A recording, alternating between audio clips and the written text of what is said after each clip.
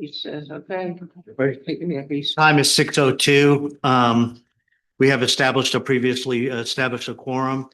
Whereas the Northumberland County School Board convened into a closed meeting on this day pursuant to an affirmative recorded vote in accordance with the provisions of the Freedom of Information Act. And whereas section 2.2.3712D of the Code of Virginia requires a certification that to the best of each member's knowledge, only public business matters lawfully exempted from open meeting requirements by Virginia law were discussed in closed meeting with this certification applies. And two, only such public business matters as were identified in the motion convenient in the closed meeting were heard, discussed, or considered. Madam Clerk, can you poll the board? Mrs. Christopher, I certify. Mrs. O'Beer, I certify. Dr. Crockett, I certify. Dr. Davis, I certify. Dr. Curran. I certify. Can everybody please stand for the Pledge of Allegiance?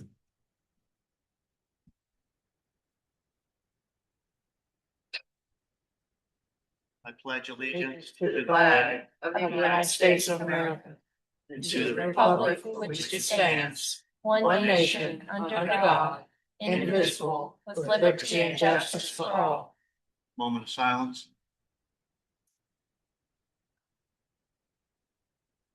Thank you.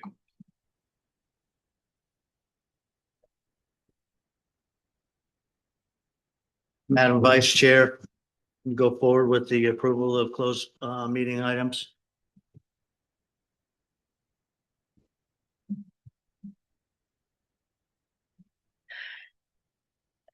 Dr. Chair, I move we accept the memorandum of understanding between the Northumberland County Board of Supervisors and the Northumberland County School Board.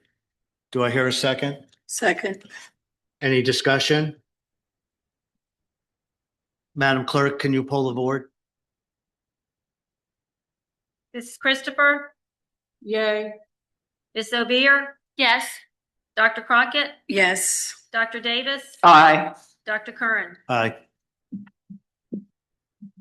I move we accept the following personnel recommendations. Dr. Robert Covington, NHS Principal. Tiffany Walston, NES Principal.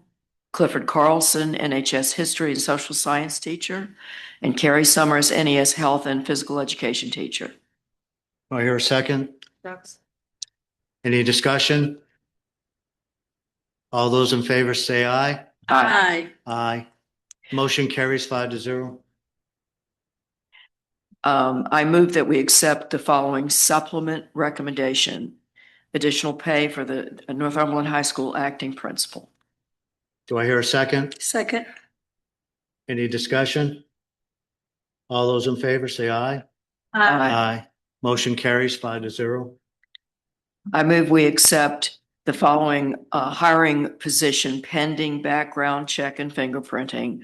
Tanya Brooks, NES paraprofessional, and Shelby Headley, NES paraprofessional. Do I hear a second? Second. Any discussion? All those in favor say aye. Aye. All those opposed? Motion carries 5-0.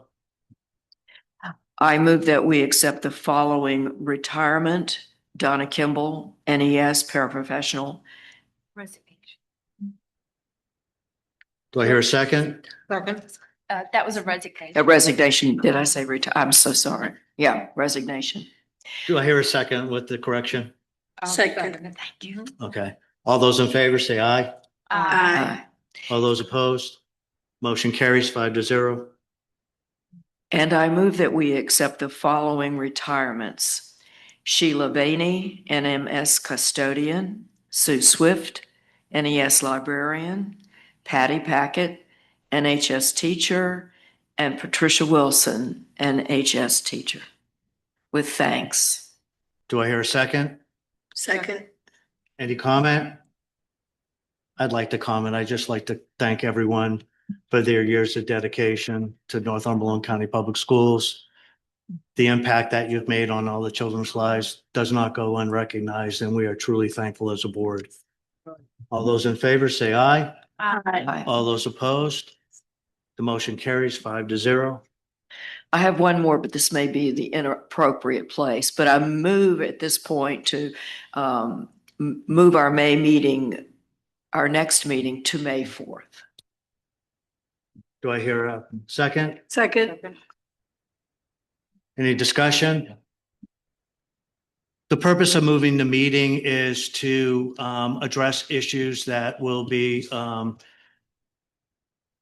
rectified prior to the Board of Supervisors meeting and prior to state reporting requirements.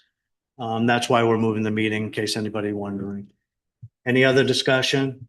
All those in favor say aye. Aye. Aye. All those opposed?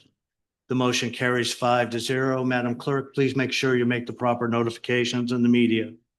Will do. And that's all I have. Thank you. Okay, next up, approval of the agenda. I'm going to make this motion. I'm going to move that we approve the agenda with the exemptions of 5.2 and 5.3 on the agenda according to 22.1.89.1 management of cafeteria funds under Article 15.2-2503 and 2506. Additionally, we're going to remove the 5.4 SPED annual plan from the agenda. Do I hear a second? Second. Any discussion? All those in favor say aye. Aye. All those opposed? Motion carries 5-0. Presentations. Minute. Leslie. All right, well, we've got a fun one for you. We have minutes. Oh, minutes, yes, Oh, sorry, oh, sorry, I missed the I'm minutes. sorry. I missed the minutes. sorry. Okay, do I hear, did everybody have a chance to go through the minutes? Okay, good. Do I hear a motion to approve the minutes as listed? So moved. Do I hear a second? Second. All those, any discussion? All those in favor say aye. Aye. All those opposed, motion carries 5-0. Sorry about that. Now, Dr. Leslie, you're up. Great, we would like to invite up the future problem solvers to discuss some of their highlights and exciting things that they've been doing from NMS and NHS. All right.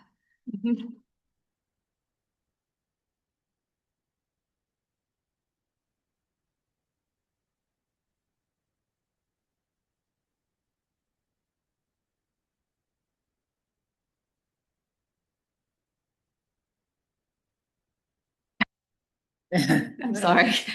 You It's really, just lift it up a little. just pick this up. Just take it out. Take it out. Here we go. There you go. Good evening, and thank you all for letting us share with you this evening. I'm here on behalf of the Future Problem Solving Creative Writing. The Creative Writing Program is under the umbrella of Future Problem Solving. Okay, and before you, I don't know if you can see it though, where you are. I have a slide that just explains the different divisions for the Creative Writing Program. There are 3 divisions. The junior is for students 4th grade to 6th grade. Middle division is 7th grade to 9th grade. And the senior division is for 10th graders to seniors. It's an individual event. Students pick a topic each year and they write a story based on that topic set at least 20 years in the future. And it has to be no more than 1,500 words. This year, our students could pick from surveillance, space exploration, video games, and invasive species. And I have with me this evening, you can go ahead. 2 of our students placed at this year's state competition. Jonathan Falls is a 7th grader, and Jonathan placed 3rd in the middle division. And Jordan is a 10th grader, and he placed 1st in the senior division. Jordan placed 1st in the middle division last year. So they both gentlemen did a fantastic job and couldn't be more proud of their hard work and their accomplishments again. So by placing 1st, then the student is invited to compete at the national competition. It's at Indiana University again this year, June 10th through 14th. And what sets this competition apart, it's not that we'll go against kids from other states, but it's kids from other countries. It's huge. Last year, there were over 1,400 students, and then coaches and parents as well, but 1,400 students from all over the world there to compete. And both students would like to share some words with you.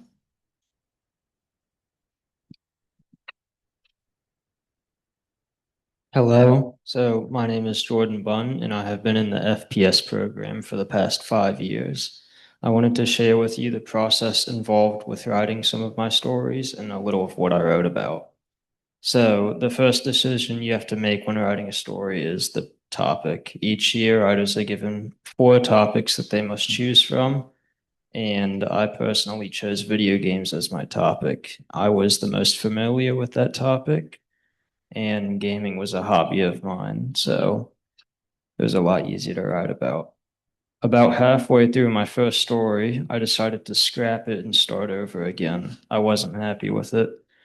I decided on a different plot. My final product revolved around a dystopian future where most traditional jobs had been replaced. Instead, you would now work in your home via a headset that could read your thoughts and relay them to a robot you were controlling. After a long night, the main character's parents decide to let him take over and work for a few hours. He picks a simple job and is guided through it with the assistance of an AI companion. As time passes, he picks up on hints that the world may not be what he originally thought. He and his family have been secluded inside a building their whole lives, and in the end, he realizes the outside world and the environment have been completely destroyed. It is further hinted to him that the people running this program do not want anyone to know about the outside world, and this knowledge may put him and his family in grave danger. Thank you for your time, and I wanted to thank my coaches for supporting me as well.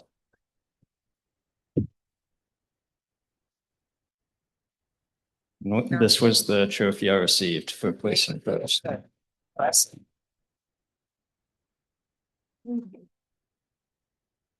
So I would like to share a little bit about mine.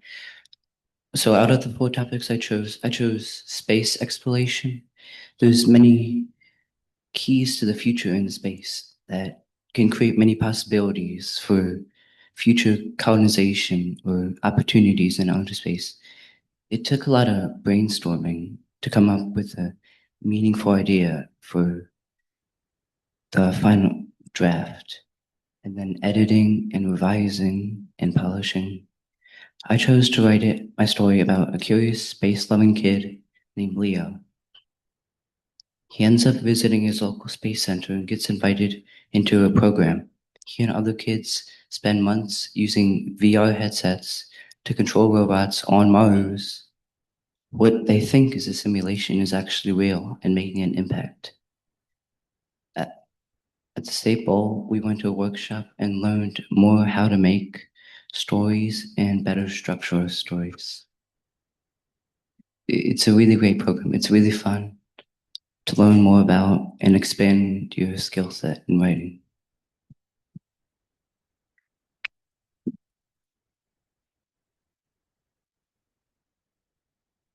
Yes.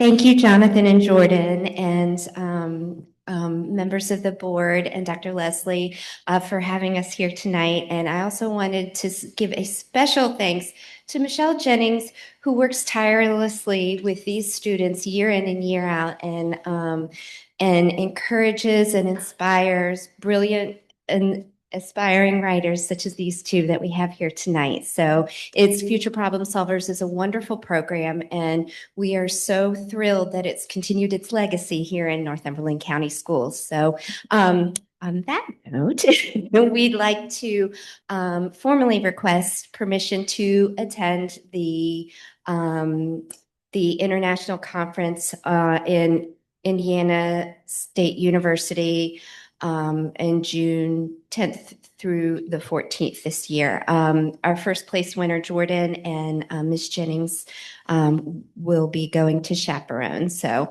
no additional funding is needed to cover this trip. This is budgeted within our TAG budget, as it is most every year. And we are asking the board for permission to go and to compete on the international level for these wonderful, wonderful program and wonderful kids. Just a quick amendment on your request. It is this year, 2026, that they are requesting. It happens to all of us. I'm so sorry. Did I say 2025? Sorry about Just in that. case they're reading through the document. Yep. Shelley, don't bring up the error. Yeah. Only show the top. Obviously, they're the great writers. Not so much Mrs. Wilkins. All right, let me bail out the boat here. Do we have a motion to approve the request? So moved. Do I hear a second?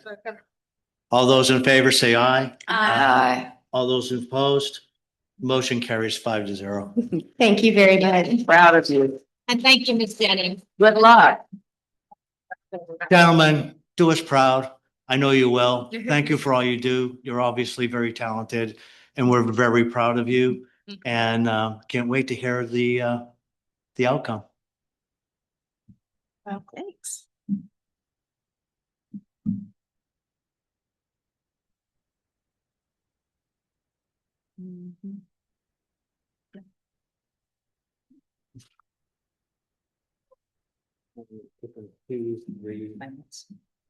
Yep. Finance is up.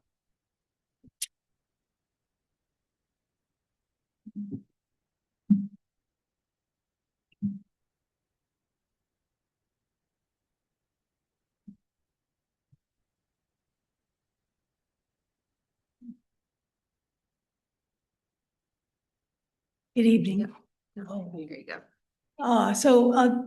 As you can see on the screen, we have our electronic payment register, and we seek approval of that. I hope you approve because it's all been paid. Do I hear a motion to approve the check register? So moved. Thank Do I you. hear a second? Second. All those in favor say aye. Aye. All those opposed? So moved 5-0. Do you want? And Ms. Lipton, we have a PowerPoint too, right? Thank you. We'll do this one and then we'll do the PowerPoint, if that's okay. So not this one up here? No, this is good. This is good. Okay. And then we'll go to PowerPoint. Yeah. Okay. All right, so what you have in front of you is a memo that was presented to the Board of Supervisors last week. This memo does not ask for any action tonight. This is for you to consider, and we are going to be asking for action on it in next month's meeting. So what is happening here is there's been $322,401 that has been identified as returned revenue to the county taxpayers. Because of the new process that is in place with the county finances, there is a new school capital improvement account that has been created. And there's also a return funds school account that has been created. What we're recommending in this particular case with this $322,401, there are three options we're providing for consideration. So next month, we're going to want to know what your option is, and then the Board of Supervisors will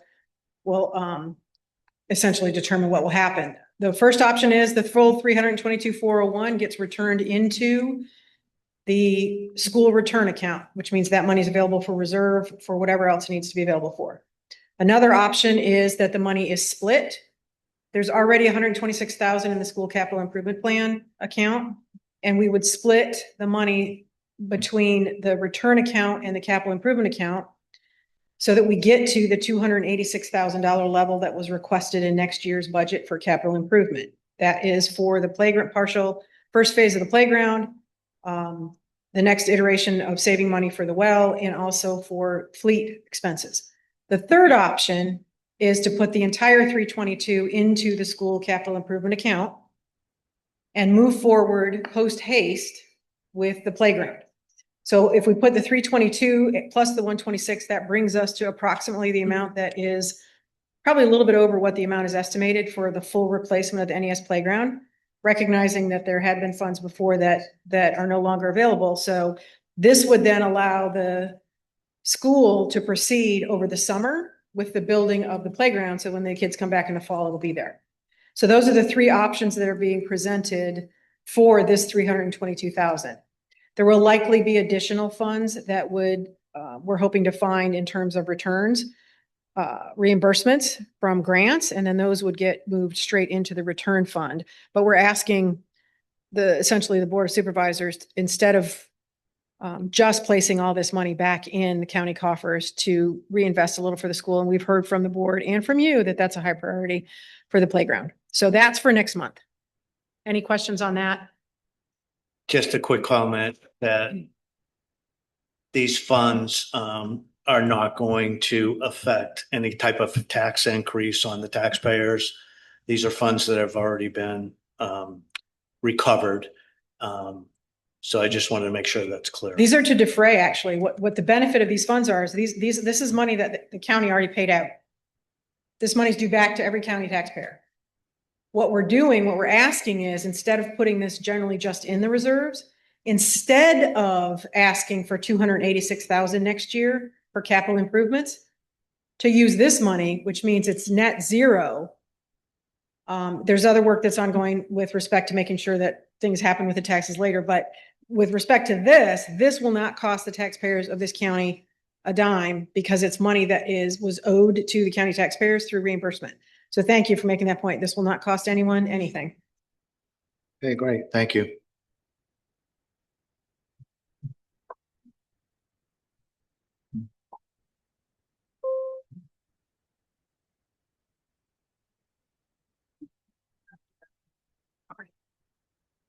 This is a check register, so. Yeah. The only thing we need is the finance report and summary, 6-3. And this is a slide deck that we went through at the Board of Supervisors meeting. Next slide, please. So we submitted the annual school report, which originally was due September 15th. We did have some errors in it that we're fixing now, and we'll do a final resubmittal. We've also completed some of the pre-audit activities, although the pre-auditors are very quick to give us some more activities to do. So we're catching up on copies of invoices that they wanted to see. The other thing that was completed was the VDOE fiscal monitoring plan was completed, the audit, and we did have the exit interview with the VDOE team, and now we're waiting for the report and the corrective action plan, which we are going to jump on right away. I attended the Virginia School Finance Officers call. It's a monthly call, but this one was particular to the budget update, where the Commonwealth Budget Committee, as well as VDOE officials, released a offer of additional funds to go towards SOQ features. And so we've reviewed that and talked to the Board of Supervisors about that. It wasn't a very strong fund. It was 25% the Commonwealth and 75% local match, which was mandatory. And it was to pay the SOQ teachers, which means that, other teachers are left out, as well as part-timers. And I think that when we reviewed that, we just didn't think it was very fair, but that, all we're doing is reporting. So you can think about that. I think that was in your budget packet, if I recall. On the other front, we've finally done the March financial reconciliation. We have not done a reconciliation of financials since November of 2024. Yeah, 2024. So we got March done. and it was good and it was clean. And now we're going backwards and doing the rest of the months. So we're catching up. And we're also, we have some good news. We had an IRS lien from missed payments or payment shortfall. And we received a certificate of release of that lien from the IRS. So they cleaned the slate on that one. We still have an IRS case that is being reviewed. And because it went in December, I just felt like it was taking a long time. So we talked to one of the board members, and he said he connected us with Rob Whitman, the representative, and his team is going in and working with the IRS to see if we can move that along the case. It's still in review. So that's $8,001.51. So then we're finishing up. We've got finance procedures that have to be written that are going to be included in the school handbook, as well as a finance process and what we like finance check sheets, so that when you finish something, this is really internal. If you finish something, you go back to your checklist and check everything off to make sure you've done it. Because, if you're running payroll can be very complex. And so you've got to make sure you've got all your I's dotted, your T's crossed. And then the final thing is sort of exciting. We are looking to rebuild the RDA chart of accounts. We have 1,165 accounts. And so if you have that, and those are the objects, and then you've got functions, and you've got programs, and you've got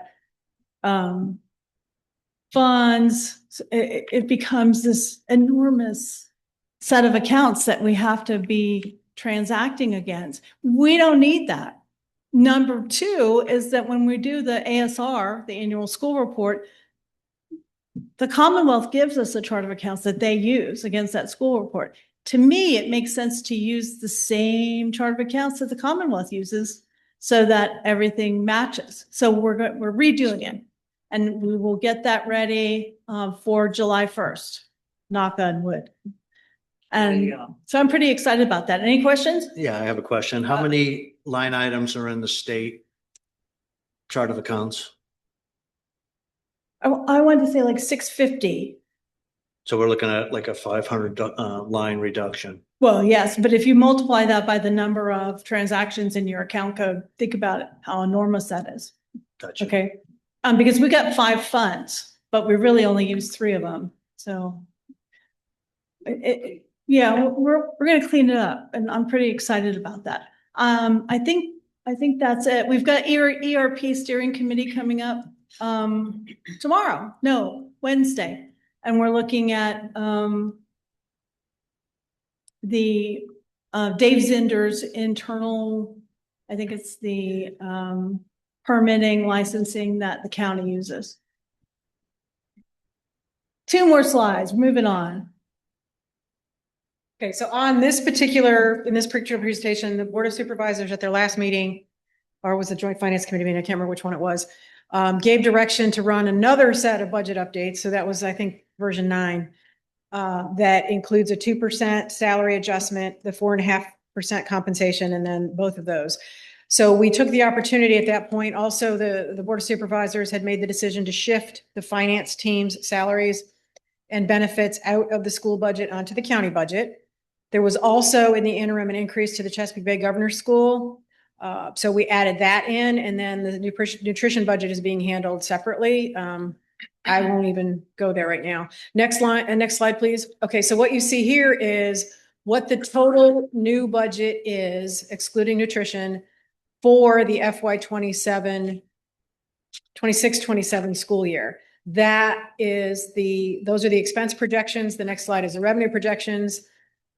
This is the column that's far to the right, which compensation increase and salary. That is what has been advertised for the April 23rd, 7 p.m. school budget hearing. Of particular note, all three of these options are a significant decrease in costs from last year. And the local contribution for most of these is the lowest that it has been since 2022. So in 2024, the school exceeded its budget by just about 2 million or a little bit more. If you take a look at this year's budget proposal, it is 2.6 million less than what was expended in 2024. So the team that Dr. Leslie's put together has been doing a lot of examination. Ann and I have sharpened our pencils. And for those of you who know me, I've been got no problem at all sharpening my pencil even more. I've been complaining about it long enough. It was time for me to do something. So super excited that this budget addresses all the needs that were presented to us. So from the county finance team perspective, we visited with each organization. I have one more meeting that I just had to move. So I still have one more meeting. We had met with the prior high school principal, but we have not met with the current acting principal to go through her budget for the rest of the year and also next year. There's still work that needs to be done in anticipation of next year's funding. One of the reasons that we have all those line items is because the Northumberland County Public Schools have been using the chart of accounts as a budgetary control mechanism, not a financial management mechanism. And what that means is if you think you need supplies for an art class, you create a line item, you create a completely new budget line item. It really should just be supplies. And it should be managed at the school level. So we're in the process of correcting some of that. Our revenue accounts don't match the state requirements. We have Fund 3 listed as federal funds, and it's supposed to be Fund 2. So every time I'm booking revenue, it's in the wrong account. We're trying to get that fixed, which means we have to make the corrections for this year. So that's what's going to be, that particular section is going to be what is proposed and heard at the budget hearing that's on the 23rd at 7. So if you can go to the executive report, there is one action in there that we do need to ask of the board. There it is, bingo. Thank you.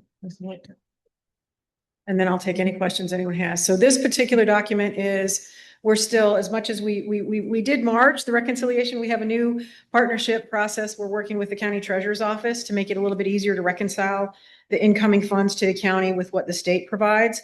That has always been a little bit of a challenge. So we're working well on that. We're cleaning up expense assignments. We have still another $400 and some odd thousand or more that is being charged to accounts that don't have any appropriations, which should never happen.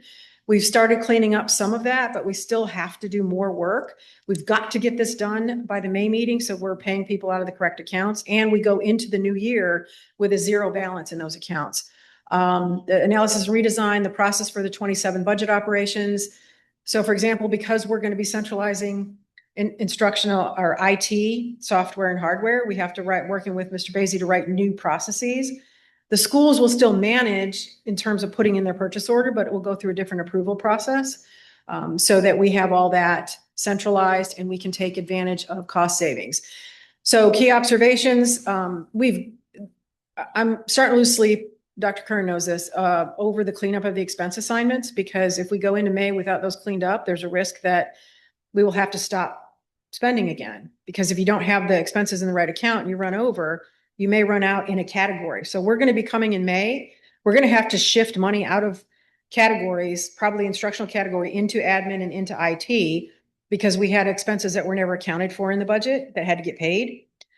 So that's going to be something we're going to come in May. And then we have to cover all these expenses that are hitting these accounts that are not supposed to be there. So we have to figure all that out. And the good news, there's always good news, is each of the schools has given us what they gave us earlier in the year, what their priority spending was through the rest of the year. And we've hit all those milestones. So at this time, with the exception of maybe one or two, what I'll consider smaller expenses, that's a relative term, we've met all the needs for everybody through the year for discretionary spending. Now you still have to pay salaries, you still have to pay that. We're starting to get invoices in now that will start, services would start 1 July, which we can't pay on because that's future, but that's great news, right? That we're at a point now where people aren't looking for ways to spend money. We've met all their basic needs with the exception of a few things we have to hunt down. So we have some unanticipated revenue. What that means is we got a refund from LexisNexis for $37.87. We got 2 insurance checks for some vehicles that had some hiccups. We got those payments in. We have Virginia Tech Title III consortium payment for $750 and a refund for an overpayment, which is not revenue. I'm talking to my colleagues in the rest of the finance office because that has to get cataloged as revenue and it's not. It's an overpayment of a check. So it's return money. It's a refund. But those I would like a vote to approve to accept that unanticipated revenue so we can get it booked and then in front of the Board of Supervisors to get it added back into the budget for the school. Do I hear a motion to approve the 3787, 7332, 165152, $750 and $2,836.96? So moved with thanks. Do I hear a second? Second. Any discussion? All those in favor say aye. Aye. All those opposed? Motion so carried, 5-0. Any questions on anything we've talked about? Thank you. Thank you so much. Donations are up next. We have one donation to the Robbie Seville Memorial Fund for materials for the baseball bullpen for $2,000. I move we accept that donation. Do I hear a second? Second. Any discussion? All those in favor say aye. Aye. All those opposed? Motion carries 5-0. And that's all I have. Dr. Leslie, you're up. All right, so I will briefly go through the superintendent's report, take any questions. And of course, there are director's reports that are far more detailed up in each area. Some of the main things that we're focusing on right now is for special education. We have an annual plan, and that is something that we're devoting a lot of time and energy to, as well as an excess cost. For those who don't know, these are reports that are just required by the state. And there's a lot of stakeholders that need to get involved in getting these reports done. Personally, also focusing on some Title IV grant applications from past years to free up some funds to help us out.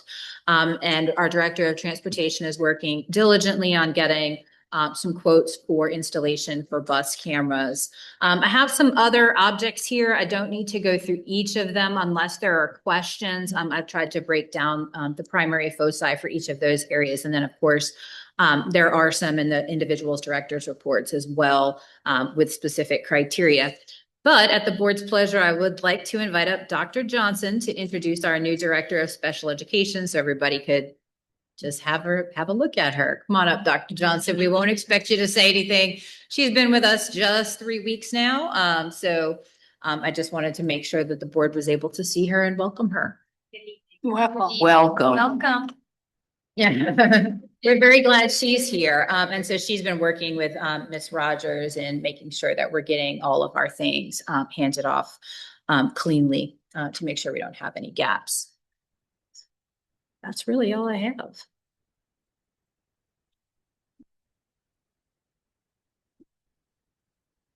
Okay, we're going to move on to action items, facility use requests.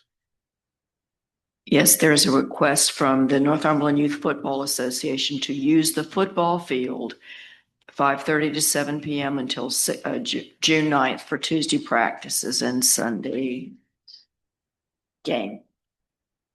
I move we accept this. Do I hear a second? Second. All those in favor say aye. Aye. All those opposed? Motion carries 5-0. Dr. Leslie, alternatives to the 140-hour clock. Thank you. So I'm actually going to hand off the details for this one to Miss Ashton, if she wouldn't mind giving us some of the details. This is something that we are requesting to be accepted as a policy by the school board for some changes that have happened at VOE for the clock hours for Carnegie unit credits. Good evening to the board and to all of our teachers and staff and community members that are joining us here and via online. The alternatives to the 140 clock hour requirement is actually a policy that's required by the Code of Virginia 22.1-200.3. So with that being said is that for all high school standard credit courses, students are required to spend at least 140 hours per class. However, the state has come out with flexible seat time That means it varies the way that seat time looks. What I'm presenting here is some approved pathways for flexible seat time that has been, it's also approved by the VDOE, where high school students will have opportunities for independent study, guided performance assessments, community-based learning, and also asynchronous enrichment days and structured collaborative sessions that would meet the 140-hour seat time required for these high school standard credit courses. Do I have any questions from anyone?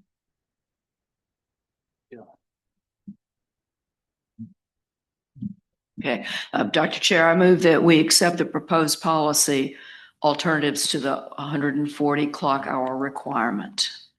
Do I hear a second? Second. Any discussion? All those in favor say aye. Aye. Aye. All those opposed? Motion carries. New policy 5-0. The next thing that we have under action items is the approved calendar for the 25-26 school year. We were so excited to get out of school that we failed to mark May the 25th, which is Memorial Day, as a holiday and have schools and offices closed that day. So we are requesting from the board that we are able to mark that as a holiday for those staff members. So moved. Okay, I second that. Thank you. Anybody opposed to that? All those in favor say aye. Aye. All those opposed? Motion carries 5-0. Thank you. Okay, next up, open comments. Anybody listed, Madam Clerk? Anybody online, sir?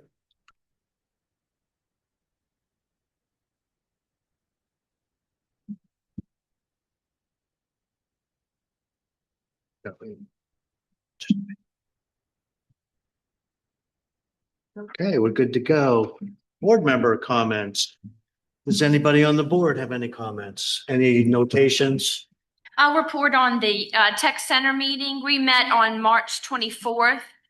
We did approve the budget for the Northern Neck Technical Center. There is an increase of $15,025.13. And the alternative ed, we approved that budget as well. There's an increase of $9,000 even. The tech center has opened the spring greenhouse for the year. It's to the back left of the tech center.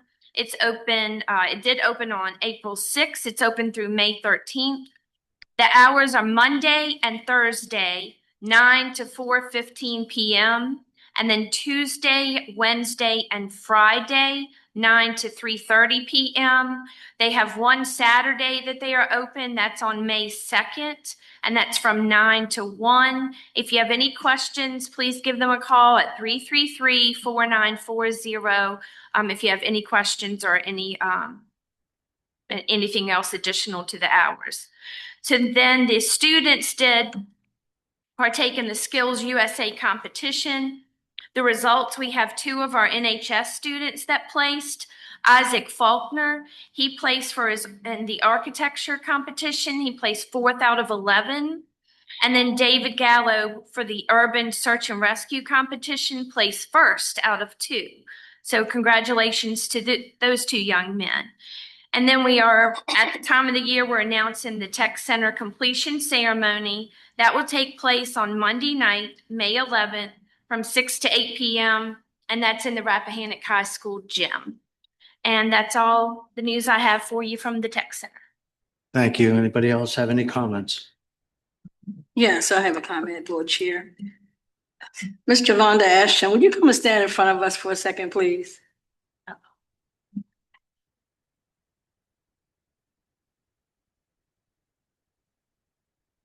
I have the ruler for you, okay? That's just a joke. We the board would like to thank you, Ms. Ashton, for all your hard work and dedication to Northumberland County systems. We'd like to thank you so much for what you're doing, the extra work that you're doing. Yes, ma'am. And we really appreciate you for what you are. You are just phenomenal with no complaints. We thank you very much.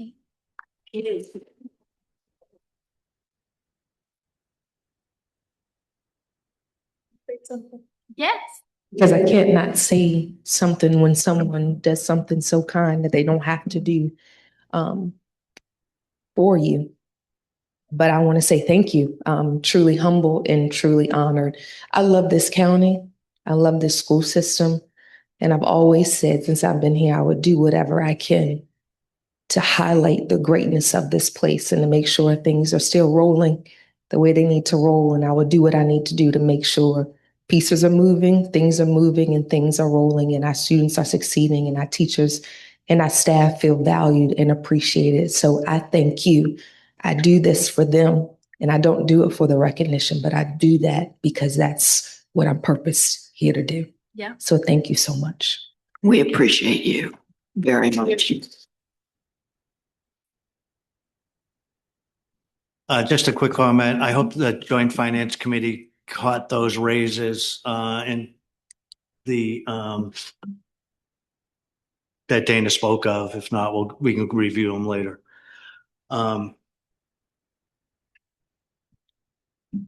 Anybody else have any comments? Any thoughts? I'm just so proud of the TAG program. I tell you, I can't speak enough of the TAG program and what these kids are doing and the representation between them and the Beta Club. It's just always awesome for me. I'm just so proud of those guys. And it's really hard to stand up here in front of all of us and give a presentation. But that young man that won first place, if you listen to what he said, that was just amazing how his mind thinks and the clarity that he has in his mind, and be able to put that in writing is just amazing. So that's all I have to say. Can we get a motion to get out of here and go home? So moved. Do I hear a second? Second. Thank you. Have a good night, people.